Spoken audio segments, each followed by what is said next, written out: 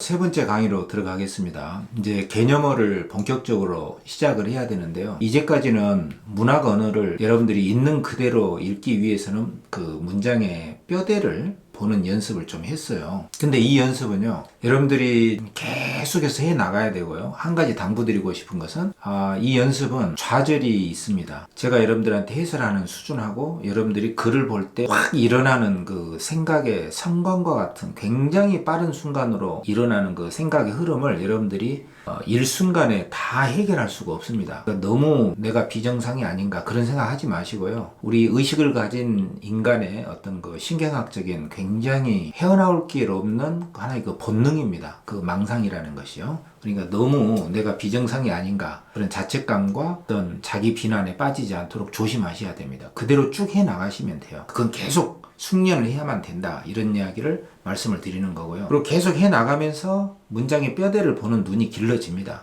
그러니까 걱정하지 마시고 쭉 해 나가시면 됩니다. 그리고 이제 수능 문학을 제가 여러분들한테 안내를 해드리는 과정에서 참 그 안타까운 점이 있는데, 이건 수능 문학의 비극이라고나 할까, 어떤 한계와 비극이라고 할 수가 있죠. 그 문학의 디테일한 어떤 표현력이라든가 어떤 문학 작품을 가지고서 우리가 개발할 수 있는 상상력이나 이런 것들에 대한 논의를 우리가 충분히 못하는 거죠. 왜냐하면 우리가 수능 문학을 봐야 되니까 말이죠. 수능 문학을 잘 풀어내기 위한, 평가원에서의 문제를 잘 풀어내기 위한 것이 1차적인 과제이기 때문에 저도 어쩔 수 없이 이렇게 문장의 뼈대를 봐라, 다른 것은 생각하지 마라, 그냥 정보만을 추려서 봐야 된다, 요런 이야기를 계속 중얼거릴 수밖에 없는 거예요. 참 안타까우면서도 어쩌면 현실에 접근하기 위한 적극적인 노력입니다. 여러분들이 그렇게 이해를 하시고, 2단계에서는 우리가 이렇게 공부하는 게 맞습니다. 수능 문학의 본질에 맞다, 그런 이야기예요. 자, 이제 이 시간부터는 이제 본격적으로 우리가 이제 개념어를 들어가야 되는데, 이 개념어는 문학 전체의 원리를 집약한 언어입니다. 그러니까 이 개념어 속에 들어있는 문학의 원리를 여러분들이 잘 이해를 해주시면 문학은 금방 정복이 돼요. 그래서 요거는 여러분들이 책을 먼저 읽으시고요. 30쪽부터 쭉 읽으시고, 지금 제가 그 설명을 해드리는 부분은 30쪽에서 무려 123쪽까지에 해당되는 내용이에요. 그래서 요거는 이제 한 방에 제가 먼저 말씀을 드리는 게 나을 것 같아요. 여러분들이 이해하기에 좋게 말이죠. 그러면 우리 논의의 효율성을 위해서 제가 먼저 설명을 좀 해드리겠습니다. 여기 칠판을 좀 보세요. 자, 이걸 제가 좀 설명을 해드릴 텐데, 여러분들 교재에 보시면은 47쪽이 있죠. 이 47쪽에 조금 빈칸이 있어요. 여기에다가 좀 적으면서 좀 하세요. 자, 여기 보시면 문학은요, 여기 보세요. 깍꿍, 여기 보세요. 문학은 크게, 여기 보이죠? 문학의 내용이라는 게 있어요. 콘텐츠라고 할 수가 있겠죠. 그 다음에 문학의 형식이라는 파트가 있어요. 보이시죠? 근데 이 문학의 형식은 이제 뒷부분에 나오니까, 123쪽 그 뒷부분에 나오니까, 일단 문학의 내용에 대해서 제가 좀 설명을 드릴게요. 문학은 무엇을 표현했나, 요거단 말이죠. 그리고 요거는 어떻게, 문학을 어떻게 썼느냐, 표현 기법이라고 보시면 돼요. 그러니까 문학은 두 가지 파트가 있다. 이 내용에 해당하는 제1차적인 게 바로 문학은 뭘 다루는가, 동서양, 고전, 현대, 지금도, 이후로도, 이제까지 모든 문학의 텍스트는 이걸 내용으로 담고 있는데, 한마디로 그건 뭐예요? 뭐 다른 게 없죠. 우리 삶입니다. 우리 삶이라는 것은 현실이에요, 현실. 이것을 다루고 있어요. 그러니까 문학은 곧 현실입니다. 허구인데 그 허구는 현실을 바탕으로 하고 있는 거예요. 그러니까 개연성 있는 허구라는 말을 합니다. 허구는 허구인데 문학 속에서 꾸며놓은 허구니까 현실을 다루고 있다. 근데 이 현실이 바로 이렇게 긍정적 현실이라는 게 있고요. 잘 보고 있죠. 부정적 현실이라는 게 있어요. 대부분 문학은 이쪽에 해당이 돼요. 긍정적 현실은 우리 삶과 현실을 좋게 보는 거죠. 행복하다, 숨만 쉬고 있어도 즐겁다, 천국이다, 갈등이 없어요. 물론 이런 단계는 굉장히 좋은 단계겠지만 수능에 잘 안 나옵니다. 그리고 깊이가 결여된 경우가 많아요. 우리가 너무 밝고 명랑한 사람에게는 과연 저 사람이 나의 어떤 내면의 슬픔을 알까? 할 정도로 너무 밝아. 너무 그냥 랄랄라, 그냥 찬양과 찬송으로 일관되어 있어요. 경박할 정도로까지. 너무 밝음만으로 돼 있는 삶이라는 것은 문학의 소재가 잘 안 됩니다. 뭔가 문제가 있는 거, 그렇지 않다, 이것은 아니다, 뭔가 좀 거부하고 싶고 조금 아프고 슬프고 답답하고 섭섭하고 쓸쓸하고 이런 것들이 문학의 내용으로 돼 있잖아요. 그렇기 때문에 99%는 부정적 현실을 담고 있다. 이 말을 꼭 기억을 하셔야 됩니다. 긍정적 현실도 있어요. 만족. 그러니까 이것은 지금 현재 만족한 거, 또 고전 시가에서 보면은 안분지족이라는 거 있잖아요. 편안하고 자기 분수에 안다, 족. 발 사이즈가 아니라 만족을 안다. 그거죠. 근데 이런 것도 있긴 있는데 우리가 주목해야 될 것은 뭐다? 이거다 이거죠. 부정. 요거에 대해서 제가 좀 설명을 좀 해드릴게요. 그러니까 이 부정이라는 것은 이건 아니다. 이건 아니다. 그렇지 않다. 옳지 않다. 거부하고 싶은 그러한 판단과 그러한 감정을 가지고 있는 현실이 바로 부정적 현실이라는 뜻이죠. 그러니까 대부분 우리 하루의 일상사에서도 내가 얼마나 행복하게 온전히 만족스러움과 희열을 가지고 산 시간이 하루 중에 24시간에 몇 분이나 될까? 대부분은 그렇지 않다. 이건 만족스럽지 못해. 이건 아닌데 외롭다, 쓸쓸하다, 찝찝하다, 화가 난다, 짜증난다. 이런 것들, 답답하다. 이런 것들이 대부분이잖아요. 이건 주관적인 겁니다. 그러니까 긍정적 현실이냐 부정적 현실이냐 이것 자체가 주관적인 개념이에요. 여러분들 이걸 잘 아셔야 됩니다. 객관적으로 어느 정도까지가 부정이고 어느 정도까지가 긍정이냐 이걸 따질 수는 없어요. 뭐 사막에서의 삶을 부정적 현실이라고 할 수 있습니까? 거기서 살아가는 정갈들은 그 속에서 잘 살아요. 그러니까 이것 자체가 어떤 주관적인 내면의 어떤 선호도, 주관적인 문제라는 걸 이해를 하셔야 됩니다. 부정적 현실이라는 것 자체가. 물론 이제 그럴 만한 객관적인 조건도 있어요.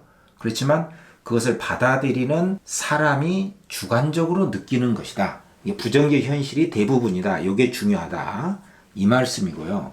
그 다음에 부정적 현실과 동의어로 쓰이는 것을 여러분들이 꼭 알아두셔야 됩니다. 그게 뭐냐면은 자아라고 하는 개념이 있어요. 자아. 그리고 세계라는 말을 꼭 이해를 하셔야 됩니다. 자아는 그 대상이나 현실을 경험하고 받아들이고 느끼고 생각하는 주체를 말해요. 주체. 그러니까 문학으로 치자면은 인물, 주인공 이게 다 자아들이고요. 이 자아와 대면하고 있는 대상이나 자아를 둘러싼 환경 있잖아요. 어떤 대상이나 현실, 내가 있으면 내가 자아야. 그러면 나라고 하는 자아와 자아가 만나고 있는 대상이 엄마다, 친구다. 그럼 그 사람이 세계가 되는 거예요. 그리고 우리가 살고 있는 이 한국 현실 있죠? 이게 세계가 되는 겁니다. 그러니까 언제나 삶은 자아와 세계의 만남이다. 이 자아와 세계의 만남 중에 딱 만족스러운 관계도 있지만 대부분 이 부정적 현실이라는 것은 이 대상이나 현실에 대해서 내가 아니다, 만족스럽지 못하다라고 느끼는 거잖아요. 그렇기 때문에 이 부정적 현실이라는 말하고 동의어가 뭐냐면은 자아와 세계의 괴리다. 이 말을 꼭 기억을 하셔야 돼. 괴리는 떨어져 있다. 일치되지 않는다. 그러니까 이 말하고 자아와 세계의 불일치, 오케이? 자아와 세계의 불화, 불협, 화음.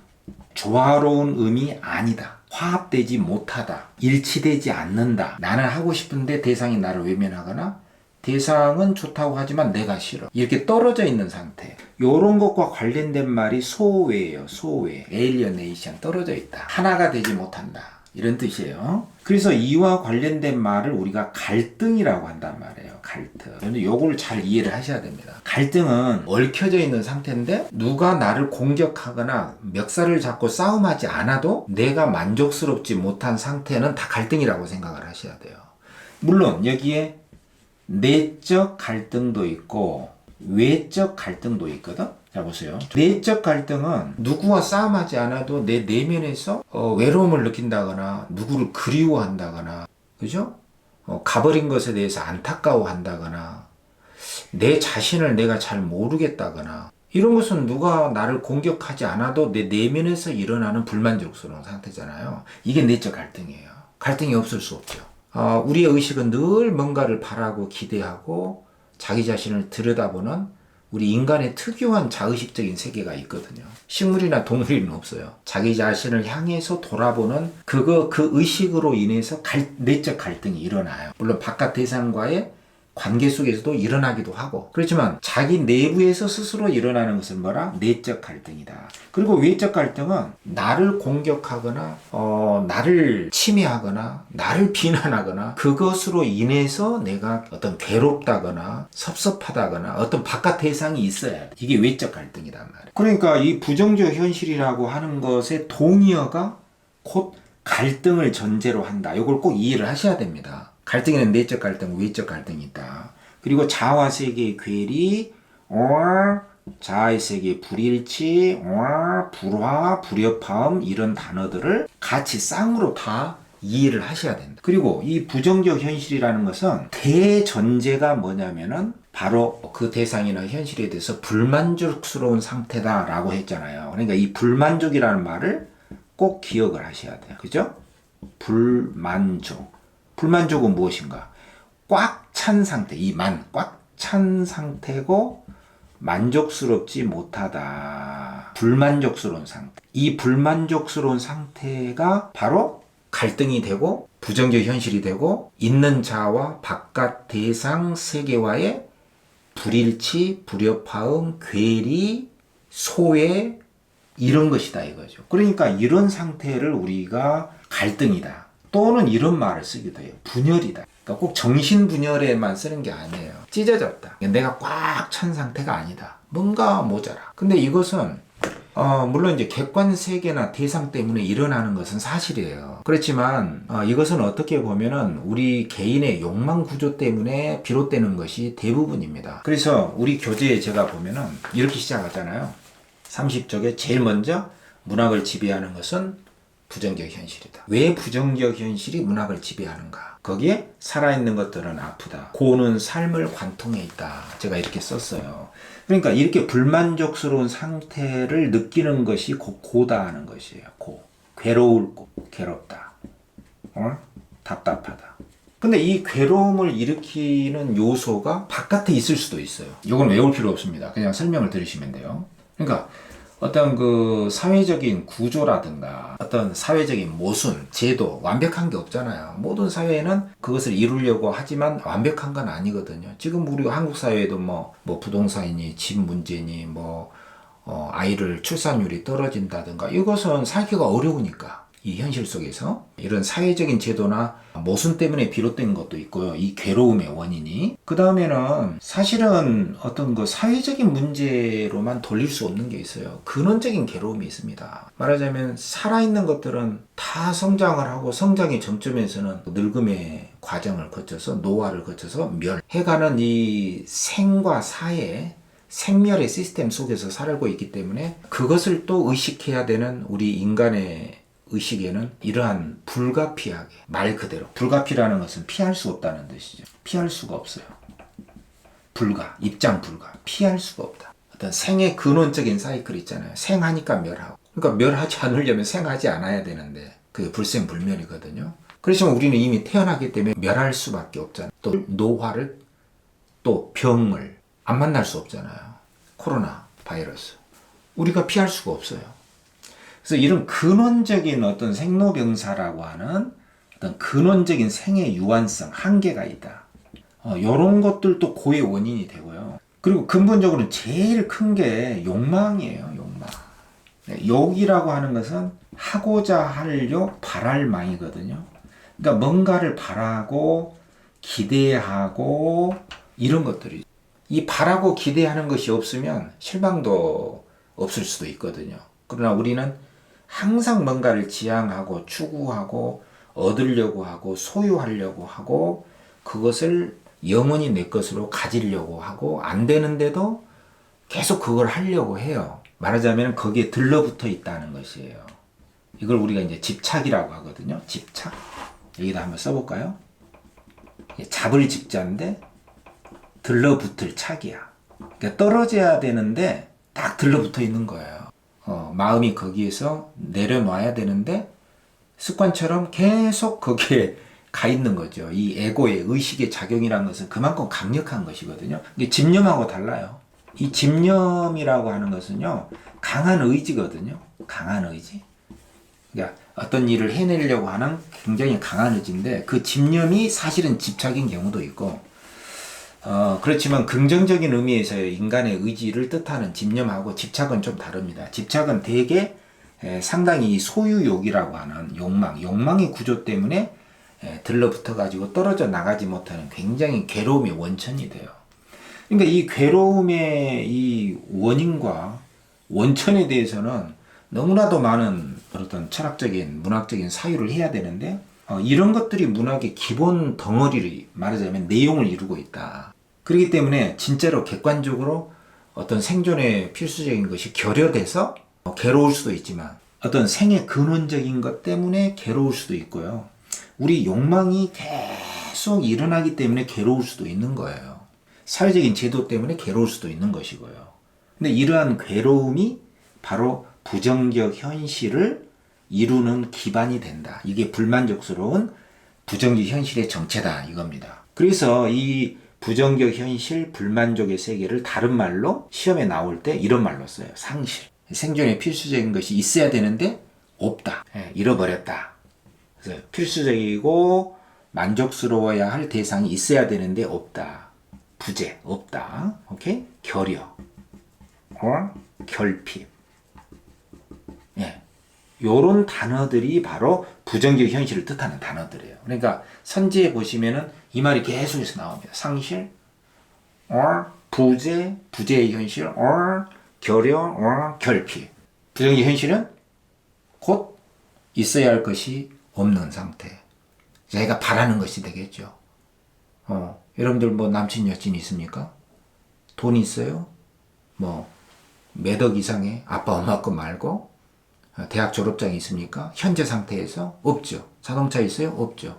몇 등급 이상 다 1등급 됩니까? 그럴 수도 있지만 거의 없죠. 이렇게 없는 상태. 여러분들이 뭐 남친 여친 현재 대학 가서 해야 되잖아요. 만나야 되잖아요. 그 길로 우리가 가고 있는 거 아니에요? 그거 자체가 욕망이에요. 이렇게 바라고 있는다는 것 자체가 현재의 결핍의 상태를 드러내는 것이거든요. 여러분들이 다 바라고 있잖아요. 여러분들이 수님이나 수녀처럼 살려고 하지는 않죠. 그게 꿈은 아니잖아요. 물론 그렇게 된다 해도 또 그 너머에는 뭔가 어떤 깨달음을 추구한다거나 영적 우월성을 꿈꾼다거나 이런 게 있을 수가 있어요. 그러니까 열등감이나 비교의식은 거의 그 자기를 내세우고 욕망하고 자기를 과시하려고 하는 우월감하고 거의 동의어로 쓰입니다. 열등감이 있다는 것은 우월감을 가지려고 하는 욕망의 일종이다. 이렇게 볼 수도 있거든요. 어쨌든 우리 의식에는 바깥의 어떤 환경적인 조건 또는 내부의 어떤 욕망, 근원적인 삶의 한계, 사회적인 제도와 어떤 현실의 모순 이런 것들 때문에 생에 필수적인 것이 있어야 되는데 없어서 느끼는 상실감, 부재, 결여, 결핍 이게 있고 이것이 바로 갈등이고 갈등이라는 것을 다른 말로 자아와 세계의 괴리다, 자아와 세계의 불이치다, 자아와 세계의 불화다, 자아와 세계의 불협화음이다, 자아와 세계의 관계에서 빚어지는 부정적 현실이다. 이 이야기다. 이겁니다. 그러니까 요 말을 잘 이해를 하셔야 된다. 그러니까 여러분들이 아무리 뭐 EBS 아니라 BBS 작품을 다 정리하고 뭐 문제를 아무리 기출문제 많이 풀어도 이 기본적인 개념의 이 틀을 잘 이해하고 있지 못하면 다시 말해서 문학의 내용이라고 하는 이 삶의 현실이 왜 이렇게 돼 있는가 이것은 주관적인 거예요. 다시 한번 이야기합니다. 주관적으로 느끼는 겁니다. 그래서 이렇게 부정적 현실이 수능 문학이나 모든 문학을 지배하고 있는 문학의 내용이다. 이 이야기를 제가 강조를 드리고요. 그리고 우리 교재에서 여러분들이 이 내용을 꼼꼼하게 읽어주셔야 됩니다. 그러면은 여러분들이 이제 금방 제가 말씀드린 이 부정적 현실이라고 하는 개념 속에 문학을 전공하신 선생님들이 자주 쓰는 그 말을 안 쓰려고 해도 쓸 수밖에 없는 이 개념, 일련의 개념어들을 쌍으로 잘 이해를 하셔야 됩니다. 다시 한번 자아와 세계 괴리라든가 갈등, 분열, 또 갈등도 내적, 외적 갈등이라든가 자아와 세계의 불협화음이라든가 이런 것들 말이죠. 그런데 여러분들이 꼭 구별을 하셔야 될 게 이 문학에서의 현실이 부정적 현실이 많다. 긍정적 현실은 만족이라고 그랬어요. 행복, 안분치죠. 근데 대부분 이게 많다. 이거하고 문학의 내용 중에 문학 삶의 내용 중에서 대응 방식이라고 하는 것은 근본적으로 차원이 다른 문제라는 걸 여러분들이 꼭 아셔야 됩니다. 이게 잘 들으세요. 잘 보세요. 우리 교재의 내용을 제가 압축해서 먼저 말씀을 드리는 거예요. 그러니까 부정적 현실은 아까 말했듯이 있어야 할 거, 그리고 갖고 싶은 거, 바라는 것이 현재 결여된 상태다. 예, 상실, 결여, 결핍, 부재 이런 것들이다. 요건 아까 말씀드렸잖아요. 요거하고 대응 방식은 이러한 현실을 받아들이는 방식이나 태도를 말해요. 태도. 그러니까 요건 있는 현실이고, 요 있는 현실을 어떻게 받아들이는가, 이게 이제 대응 방식이거든. 그러니까 이거하고 이건 다른 겁니다. 예, 대응 방식은 부정적 현실에 대해서 어떻게 반응하느냐. 그 반응을 말해요. 반응. 예를 들어서 대응 방식 중에 이런 게 있어요. 반응하는 태도가 체념으로 할 수도 있고요. 비관으로 할 수도 있어요. 그러니까 내가 돈이 없어. 가난해. 에라 모르겠다. 난 원래 가난해. 한탄. 한탄하고 모든 것을 슬프게만 보는 거예요. 슬플 비 볼관. 그러니까 모든 것은 계속 슬프다, 슬플 거야 라고 보는 거예요. 그러니까 이걸 비관주의라고 하거든요. 패시미즘이라고 하죠. 비관, 절망입니다. 절망. 그러니까 절망이라고 하는 것은 이 볼망자인데 끊어질 절자예요. 그러니까 희망이 끊어졌다는 뜻이에요. 앞으로도 안 될 거야. 나에게는 슬픔만 있을 거야 라고요. 반대말이 낙관이죠. 나는 잘 될 거야 라고. 이렇게 믿음이 있는 거죠. 요런 반응을 보일 수도 있고요. 그 다음에는 바람직한 삶의 추구를 할 수도 있어요. 자, 이 바람직한 삶의 추구라는 것은요, 일단은 바라는 것이에요. 그러니까 요거는 체념하는 것이잖아. 이건 포기예요, 포기. 그러니까 부정적 현실에 대해서 또는 긍정적 현실에 대해서 이거는 포기하는 태도가 있고, 이런 반응이 태도가 있고, 요거는 바람직한 삶을 추구하는 거죠. 이 추구라는 것은 그쪽을 향해서 가는 거예요. 그러니까 이 바람직한 삶은 내가 바라는 것을 추구하는 거예요. 사랑하고 싶다, 만나고 싶다, 돈을 많이 벌고 싶다, 편안하게 살고 싶다, 갈등이 없고 싶다, 깨달음을 얻고 싶다, 영생을 하고 싶다. 뭐 이런 것들이죠. 하고 싶다, 하고 싶다, 하고 싶다, 갖고 싶다, 가고 싶다. 그것의 대표적인 게 바로 그리움과 기다림입니다. 그리움과 기다림은요, 우리 인간의 가장 기본적인 삶의 본능입니다. 그래서 그리움과 기다림을 잘 이해를 하셔야 됩니다. 우리가 아무 의식 없이 지금 살고 있는 이 순간에도 나에게 그리움이 있다. 나는 뭔가를 기다리고 있다. 이걸 이해를 하셔야 됩니다. 왜냐하면 나날의 삶을 이어간다는 것은 그 자체가 어떤 것에 대한 그리움과 기다림이에요.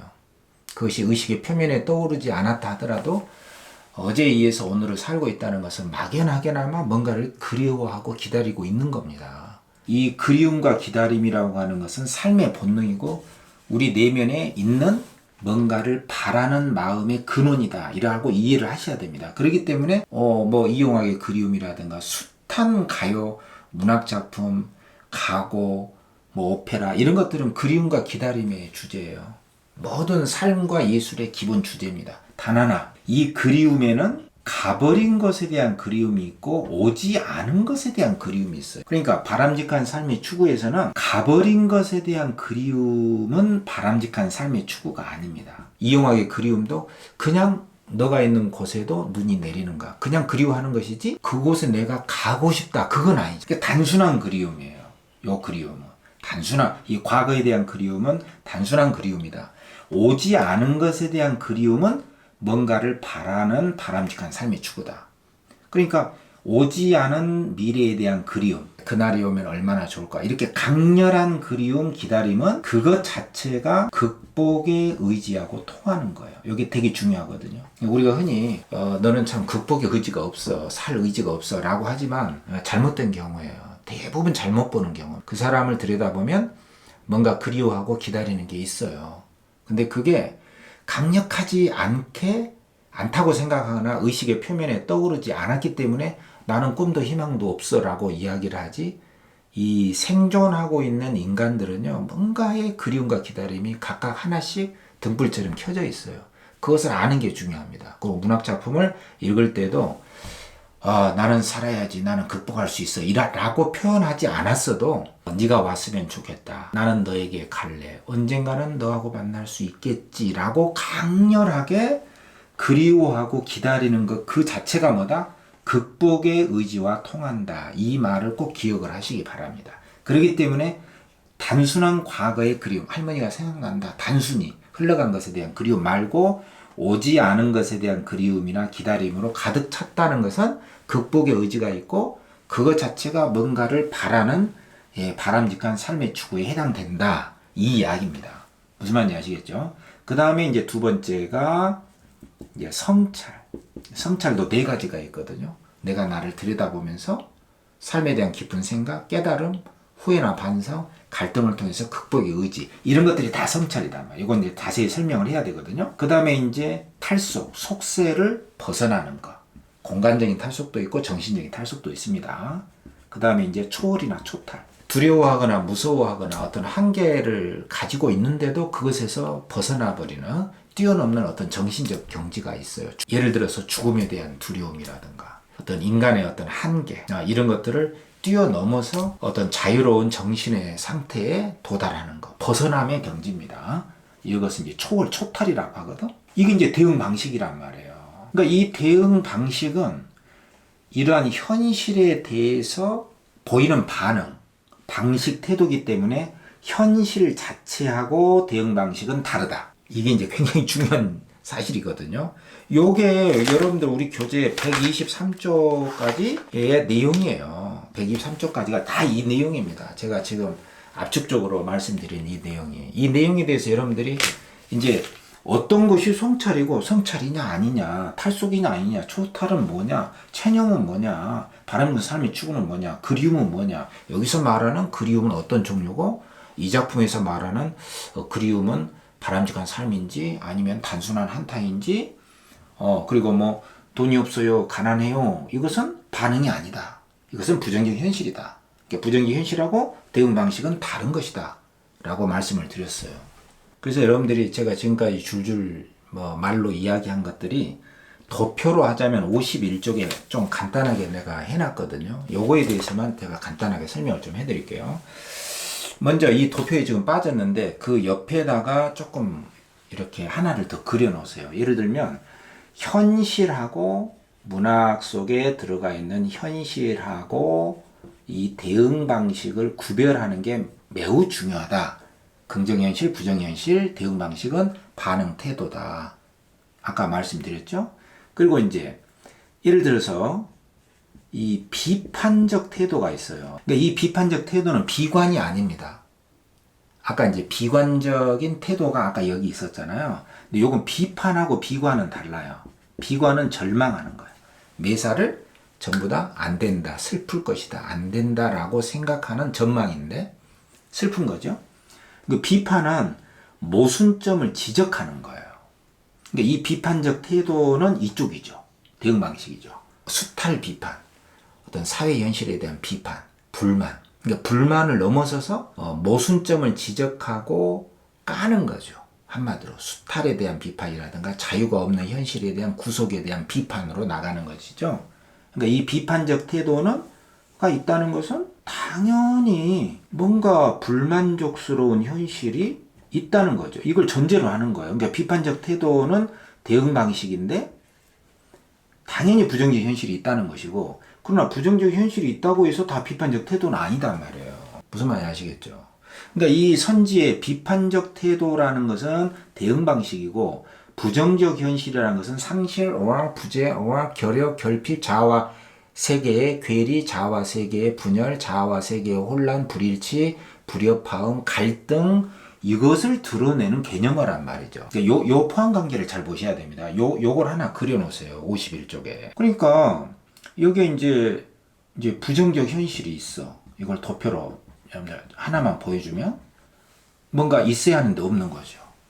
여러분들 남친 여친도 없고 돈도 없고 현재 내 차도 없고, 그렇죠? 아무것도 없잖아요. 여러분들 부정적 현실을 살고 있는 거예요. 갖고 싶은데 없으니까요. 그걸 향해서 가야 되는데 현재는 없으니까요. 상실, 결여, 결핍이다. 그러니까 부정적 현실이 있으니까 없는 것을 바라는 것이죠. 바람직한 삶을 추구하는 것이죠. 바라는 것이죠. 그러니까 문학에서 바람직한 삶의 추구라고 하는 것은 굉장히 올바르고 윤리적으로 타당하고 정말 가치로운 것만을 의미하는 게 아니에요. 문학에서 바라는 것은요, 굉장히 개인적인 욕망을 말합니다. 사랑하고 싶다. 그 바람직한 삶의 추구예요. 자기가 바라는 것을 말하는 거예요. 그러니까 없으니까 바라는 거 아니에요? 그러니까 그것을 없으니까 그리워하는 것이죠. 그 기다리는 것이죠. 그러니까 여기에 공통 집합이 있는 거죠. 없으니까 바라고 그리워하는 것이죠. 그렇지만 이 도표가 보여주듯이 부정적 현실만 있는 거야. 이렇게. 그러니까 바라지 않고, 그러니까 체념, 한탄, 비관 이런 거 있잖아요. 가난해, 안 돼, 유유, 그냥 그 상태에 있는 거예요. 바람직한 삶을 강렬하게 추구하지도 않고 한탄만 하고 있는 거 있어. 이 상태에만 있는 거 있잖아요. 그냥 한탄만 하는 수준이 있다 이거죠. 그리고 바람직한 삶의 추구인데 부정적 현실도 아니고 그리움도 아닌 상태가 있어요. 그러니까 요렇게만 있는 상태가 있는 거죠. 왜? 요거는 어떤 그 대상을 예찬하고 정말 자기가 지향하고 추구하는 올바른 대상을 예찬하는 경우도 있어요. 예를 들어서 나무, 항상 위로 향해서 기도하고 묵상하고 명상하는 그 나무에 대한 예찬, 바람직하다. 야, 저건 바람직하다. 내가 없어서가 아니에요. 정말 긍정적이고 바람직하다 라고 글을 쓰는 내용도 있거든. 수필 같은 데 보면은. 예, 그리고 그러한 삶이야말로 제일 보람된 것이다 라고요. 이런 경우는 자기가 현실적으로 부족한 것이 없어도 그 대상을 예찬하고 바람직하다라고 쓴 글도 있다 이겁니다.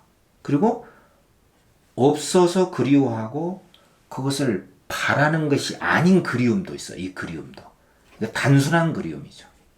단순한 그리움. 그게 뭐예요? 아까 이야기했던 할머니가 비 오는 날 생각난다. 그럼 만나고 싶다거나 하고 싶다. 이게 아니고 그때가 참 좋았지. 그때 그 선생님이 참 생각이 난다. 그러니까 단순한 그리움이에요. 현재 없어서 한탄하고 그런 게 아니에요. 그 그리움 자체가 좋기도 하고 그냥 그리워하는 것이죠. 그러니까 단순한 그리움도 있다. 극복의 의지나 바람직한 삶의 추구가 아니다. 없어서 결여된 상태에서 굉장히 불만족스러운 갈등 상태가 아닌 것이죠. 감미로운 그리움도 있다는 것이에요. 한마디로. 그러니까 이런 것도 있을 수가 있어. 그렇기 때문에 문학 작품에 나와 있는 이 여러 가지 다양한 그 내용에 보여주는 그 결합관계는 이렇게 선명하게 구별할 수가 있어야 됩니다. 그렇기 때문에 거기 51쪽에 나와 있는 그 도표 같은 경우에서도 보면요. 여기 나와 있잖아요. 이상향을 추구하는 거하고 바람직한 삶을 추구하는 것은 똑같은 것이 아닙니다. 예, 그러니까 이상향은 공간이 나와야 돼요. 공간. 어떤 현실보다 더 좋은 게 이상이잖아요. 그 이상적인 어떤 공간이 나와야 됩니다. 유토피아, 토피아가 나와야 돼요. 섬, 바다 이런 공간이 나와야 됩니다. 근데 이상향을 추구한다는 것은 당연히 바람직한 삶의 추구죠. 그러나 내가 사랑을 하고 싶다. 이것도 바람직한 삶의 추구잖아요. 근데 자기가 바란다고 해서 다 이상향이 나와 있는 건 아니에요. 그 이외에도요. 성찰하면서 속세를 내가 좀 벗어나고 싶다. 지금까지 삶을 좀 정리하고 이렇게 할 수도 있어요. 그러나 성찰이다 탈속이고 탈속이다 성찰이 아닌 경우도 있지만 탈속이면서 어떤 성찰을 통해서 탈속적인 삶을 지향할 수도 있잖아요. 이러한 포함관계가 드러날 수가 있어요. 그래서 여러분들이 이거를 하다 보면 이 문학 작품 속에 나와 있는 그 문학 작품의 내용과 이러한 포함관계를 통해서 여러분들이 어떠한 작품이라도 나왔다 하면은 문학 작품 속에 나와 있는 현실 그리고 대응 방식에 대한 이 포함관계 그리고 개념어와 개념어의 상관도에 대한 굉장히 날카로운 칼로 이렇게 쫙 베듯이 날카로운 그 판단력이 생길 수가 있어요. 거기에는 제가 안 해놨지만 예를 들어서 이런 것도 하나 그려놓으세요. 성찰, 탈속 이런 것도 해놓고요. 또 예를 들어서 탈속적인 작품이 많이 나오거든요. 공간적 탈속, 전신적 탈속도 있는데 이 탈속이라고 하는 것은 현재 상태의 한계를 벗어나려고 하는 초월이나 초탈에 속해요. 그러나 초월이나 초탈이 다 탈속은 아니에요. 왜냐면 어떤 아까도 이야기했죠. 죽음이라든가 어떤 인간의 한계, 공포스러운 거, 그런 것으로부터 벗어나서 자유로운 정신적 경지에 도달하는 게 초탈인데, 초탈했다고 해서 다 속세를 벗어나는 건 아니기 때문에 그렇죠. 그래서 요런 정도만 이해를 해도 여러분들은 낯선 문학 작품이라든가 여러 가지 혼란스러운 개념어들의 경계선, 그리고 이해할 수 없는 그 틀을 금방 해결할 수 있는 그 가능성이 열립니다. 뭐 이 정도만 해도 충분해요. 그래서 제가 지금까지 간단하게 설명한 대로 123쪽까지를 사실상 다 한 겁니다. 사실은. 그러면 여기까지 제가 설명을 했으니까 여러분들이 51쪽까지는 그냥 쉬지 말고 쭉 정독을 하세요. 꼼꼼하게. 그러면 제가 여기 이제 책의 순서대로 이것은 이겁니다. 이것은 이겁니다. 라고 하나하나씩 처음부터 쫙 읽어 나가면서 여러분들하고 즐기듯이 같이 문제 풀고 설명도 다시 요약하면서 진행을 해보죠. 일단 여기까지 좀 숨을 돌리고 다시 또 시작하기로 하죠.